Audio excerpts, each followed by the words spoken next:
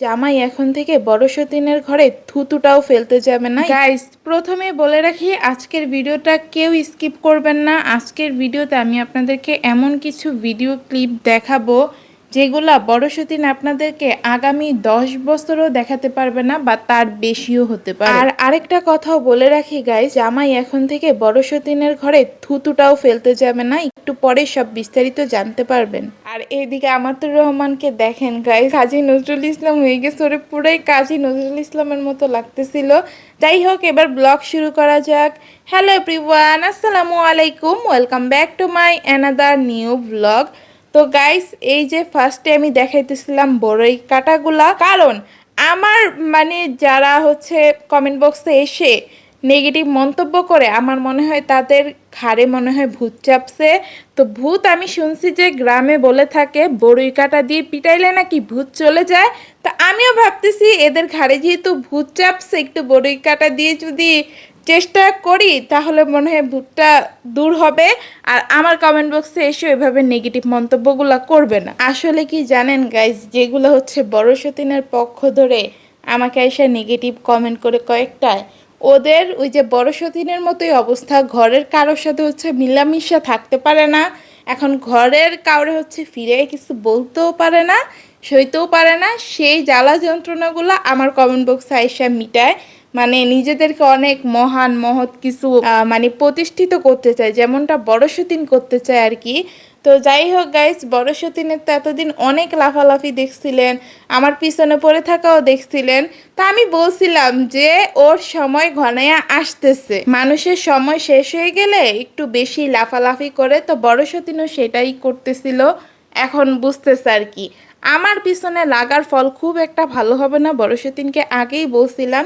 কিন্তু না, ওরটা আমার পিছনে লাগতে হবে। ভালো করছস, লাগছস, এখন মজা বুঝ। দেখেন না গাইস, অবস্থা এতটাই খারাপ হয়েছে, ভিডিওই দিতেছে না, কোনো একটা ভিডিও না। আমার সাথে তো না পারছে ভিডিওতে আইসা, না সামনাসামনি পারছে, না অন্য কোনো দিক দিয়ে পারছে, কোনো দিক দিয়েও পারে নাই। সব দিক দিয়ে একদম ফেলটুস হয়ে গেছে। এই কারণে এখন ফিরাইয়া কিছু বলতে পারতেছে না, মুখটা অটোমেটিক অফ হয়ে গেছে। আমি বলছিলাম ওর মুখ আমি বন্ধ করাই দিব, ও আমার পিছনে নয় লাগতেছে না, কোনোভাবেই পারবে না। তো পারেও নাই। এই যে ভিডিওর দিকে আপনারা একটু দেখেন, ওর চ্যানেলে কোনো ভিউসই নাই এখন, মানুষজন ওরে দেখেই না। অথচ দেখেন আমার চ্যানেলে ভিউজ কিন্তু ঠিকই আছে, মাশাল্লাহ। ওই যে একটা কথা আছে না যে গুরু গুরুই হয়, গুরুর উপর দিয়ে কোনোদিনও যাওয়া যায় না। তো সেই গুরুটা হচ্ছে আমি। আমার থেকে সব কিছু দেখা শিক্ষা, আমার সাথেই হচ্ছে চুরির উপরে বাটপারি করে পায়রা যাবে, সেটা তো কখনো সম্ভব না। আমার কাছে থাকতে মাতারি কোনো কিছু পারতো না। এখন সে ভিডিও এডিটিং থেকে শুরু করে ভয়েস ওভার দেওয়া, ভয়েস এডিট করা, সব কিছুই পারে। এই কথাটা কেন বারবার বলি জানেন গাইস, বরিশাল্লা মাতারি বলার একটা কারণ আছে। ও আমারে সবসময় একটা কথা বলতো যে এটা বড় সতীনের নিজের মুখের কথা, আমি এতদিন বলি নাই, তবে আজকে কথাটা হঠাৎ করে মনে হইলো, বলতে বাধ্য হইলাম। যে বরিশাল্লা মানুষজন নাকি একটু এই ধরনের নেচার আছে যে নিজেরাটা নিজেরা খাবো কিন্তু অন্য কাউরে দিব না, এই ধরনের নাকি একটা স্বভাব আছে। এটা আমি বলতেছি না, আমি কিন্তু আগেও বলছি বরিশাল্লা মানুষের নেচার কীরকম আমি জানি না, তবে বড় সতীনে আমারে বলতো। আসলে আমাদের মধ্যে অনেক জ্ঞান জানতো, আগে যা যা হয়েছে ধরতে গেলে কিছু কিছু জিনিস ভুলে গেছে। আর এসব জিনিস তো মানুষজন মনে রাখে না, তাই না?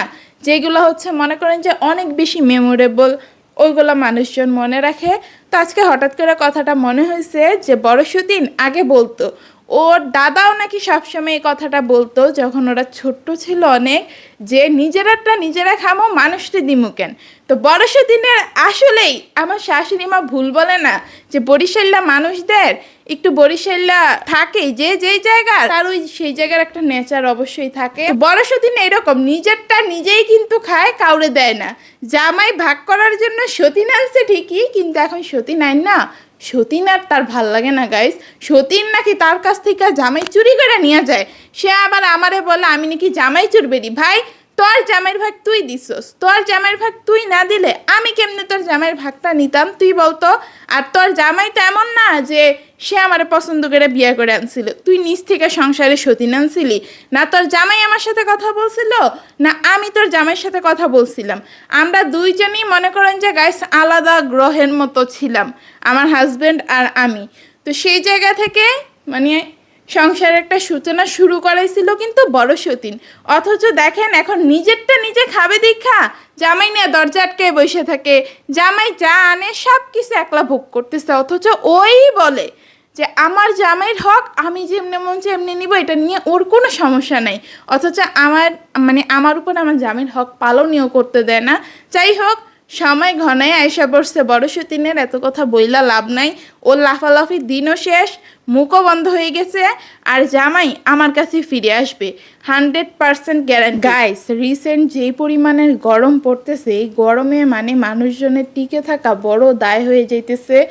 আমারও খুবই কষ্ট হয়ে যাইতেছে, আমার তোরও কষ্ট হয়ে যাইতেছে। তাই ভাবতেছি যে একটা এসি কিনবো। আমার হাতে তো টাকা আছেই, আর টাকাটা আমি রাখছি এই কারণেই আমি জমা করে রেখা দিছি। ওই যে ওদের কথা শুই না, টুসটাস করে খরচও করি নাই, আর মানে কোনো উল্টাপাল্টা দিকেও টাকাটা আমি খরচ করি নাই, রেখে দিছি এই কারণে। কারণ এখন আমি হুদাই খরচ করে ফেললাম, কিন্তু আমার যখন প্রয়োজন পড়বে তখন আমি টাকাটা পেলামই না, তো লাভ হইলো কি? এখন গরম পড়তেছে, এখন আমার একটা এসির মনে করেন যে মাস্ট দরকার ওই জিনিসটা আমার। তা আমি একটা এসি কিনবো, আর এসি কিনলে যে সে এসি আমি কিনবো না, যে 1 টনের একটা ছোটোখাটো এসি, ওই যে সাদা কালার এসিগুলো নর্মালি সবার ঘরেই থাকে, ওই ধরনের এসি আমি কিনবো না। কারণ ছোটো সাথে আমি সবসময় একটা ব্র্যান্ড, তো আমার জিনিসগুলো মনে করেন যে আমি যাই কিনবো অমন চয়েস করেই কিনবো, ব্র্যান্ড হবে প্রত্যেকটা জিনিস আমার মতোই। তো আমি ওই যে দেখেন না আপনারা, অনেক বড় লোক সেলিব্রিটিরা আছে না, তাদের ঘরে কালো কালার, অ্যাশ কালারের অনেক দামি দামি এসিগুলো থাকে। তো আমি যে এসিটা কিনবো সেটা সবচেয়ে দামি এবং সবচেয়ে সুন্দরটাই কিনবো। আর গাইস, শুধুমাত্র এসি না, আরও অনেক কিছুই কিনবো। তো আপনাদেরকে আগাম একটু বার্তা দিয়ে রাখলাম আর কি, বিশেষ করে বড় সতীনের জন্য। অনেক বেশি লাফাইছিল না, সবে মাত্র তো লাফানো বন্ধ হয়েছে, ঠ্যাংটা ভাঙছে, আর মুখটা বন্ধ হয়েছে।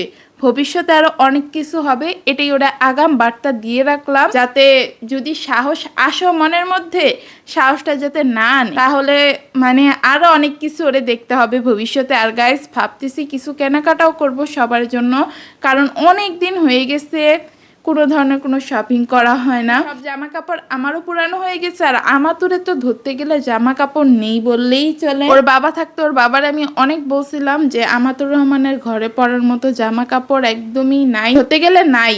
ওইগুলো ছোট ছোট হয়ে গেছে, ওর অনেক কষ্ট হয়ে যায় টাইট জামা পরতে। বাচ্চা মানুষ সবসময় ঢিলে ঢালা জামা পরাইতে হয়, কিন্তু ওকে আমি টাইট জামাগুলো পরাইতেছি।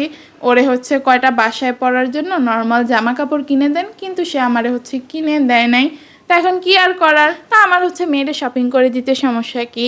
তো যার কারণে মেয়ের জন্য করব, শ্বশুর শাশুড়ি সবার জন্যই শপিং করব। তো সেইগুলো আপনারা অবশ্যই দেখতে পাবেন। আর এইদিকে দেখেন আমাতুর রহমানের অবস্থা, মানে গরম যে আজকে এমন পড়ছে গাইস, জাস্ট বলার বাইরে, অবস্থা পুরাই খারাপ। আর কারেন্ট গেছে 4টা ঘন্টা টানা, কারেন্ট নেই। আর গরমে আমাতুর রহমানের অবস্থাটা দেখেন গাইস, ওর মুখ দিয়ে হাসিই বের হইতেছে না। আমি ওরে বলছিলাম কি আম্মু একটু হাসি দাও, মানে ও না হাসির পরিবর্তে কান্না করে দিতেছিল।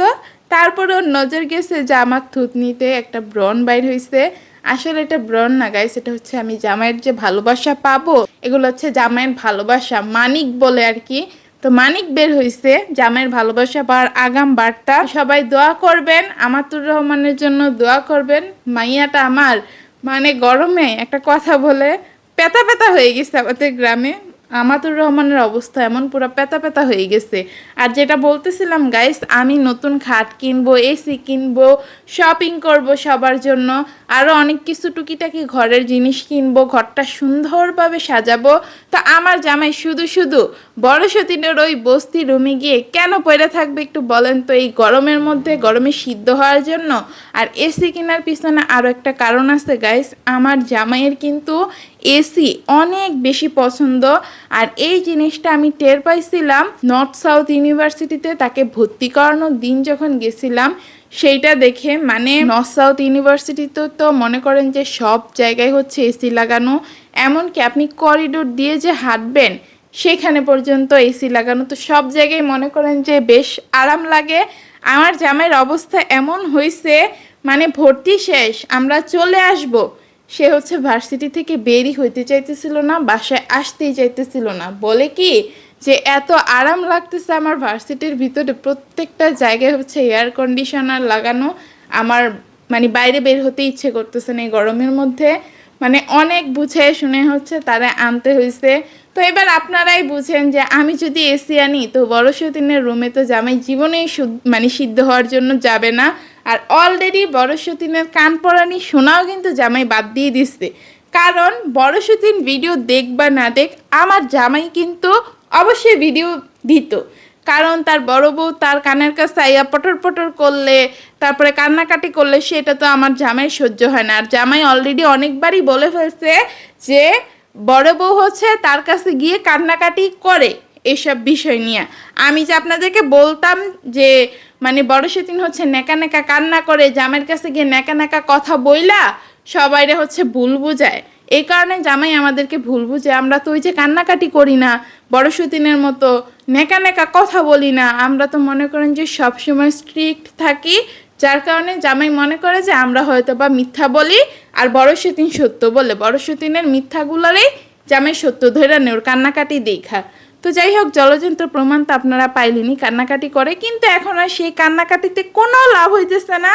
এই কারণে বড় সতীন অটোমেটিক চুপ হয়ে গেছে, একদম মুখটা বরাবর জুতাটা পড়ছে। আমার পিছনে লাগার ফল সবসময় এরকমই হবে, বড় সতীন ভালো করে বুঝানে। আর আরেকটা মজার বিষয় গাইস, যেটা শেয়ার না করলেই না, কালকে হচ্ছে আমি আমার বিরিয়ানি রান্নার রেসিপি দেখাইছিলাম আপনাদেরকে, মানে সবাই যেভাবে রান্না করে আমি ঠিক সেভাবেই রান্না করছি। মানে পাবলিকের যে আমি ছোট সতীন, আমার খুদ ধরতেই হবে। কালকের ভিডিওটা হচ্ছে সেটার একটা জলজন্ত প্রমাণ। কালকে মানে আর কোনো কিছু খুঁজা পায় না, রান্নার খুদ ধরা শুরু করছে। ওই যে আমার বিরিয়ানি নাকি পুড়ে গেছে, ভাই ওটা পুরা বলে না, এত বছর ধরে আপনারাও তো মহিলা, আপনাদেরও তো ঘর সংসার আছে, ওইটা নিচে দিয়ে লেগে গেছে, যেটা লেগে গেছে আমি হচ্ছে সেটা তুলে ফেলে দিছি। আমি তো চাইলে পারতাম আপনাদের মতো ওই পুরাটারও মিক্স করে ঘরের মানুষজনরা খাওয়াইতে, কিন্তু আমি তো সেটা করি নাই। আপনাদের আমার মধ্যে অনেক তফাৎ আছে। আর আমি বারবারই বলছি যে চুলায় ঠিকঠাক মতো গ্যাস ছিল না, যার কারণে হচ্ছে আমার বিরিয়ানিটা একটু নরম নরম হয়ে গেছে। বুঝেনি তো যে চুলায় গ্যাস না থাকলে, আঁচ একটু কম থাকলে কীরকম অবস্থা হয়। মানে আপনারা নাকি সাংসারিক মানুষ, ভাই আপনাদের কথা শুনলে, আপনাদের কমেন্ট দেখলে তো মনে হয় না যে আপনারা মানে যেরকমটা দেখান ওই রকমভাবে আদৌ সংসার করেন। জিনিসটা তো বোঝা উচিত ছিল। আর আমি এই প্যাঁচবুস আগেই ভাঙ্গা দিছি যে বিরিয়ানিটা কেন একটু আঠালো আঠালো হয়েছে। একে তো গ্যাসের সমস্যা ছিল, ওই কারণে আমার বিরিয়ানিটা এমনি গেছে। মানে ভাই আগের দিনের বিরিয়ানিটা কত ঝরঝরে হয়েছিল। তো যেই মানুষ সবসময় ঝরঝরে বিরিয়ানি রান্না করে আসে, তার বিরিয়ানিটা কেন এরকম আঠালো হবে, ওই জিনিসটাকে আপনারা বুঝেন না। কমন সেন্স বলতে কি কিছু নাই আপনাদের মধ্যে। যাই হোক, আপনাদেরকে কিছু বলে কি করব বলেন। আপনাদের ঘরে ওই যে শুরুতেই বলছিলাম না যে ভূত ভর করছে, ওইগুলারে হচ্ছে বড়ি কাটা দিয়ে পিটাইয়া তারপরে দূর করতে হবে, না হলে এই মানে ভূত সহজে দূর হবে না। আর আমার মেয়ের গাইস এখনো পর্যন্ত মুখ দিয়ে হাসি আসতেছে না। যাই হোক গাইস, আজকে দুষ্টু মিষ্টি ব্লগটা এখানেই শেষ করতেছি। সবাই ভালো থাকবেন, সুস্থ থাকবেন, আমাদের জন্য দোয়া করবেন। আল্লাহ হাফেজ।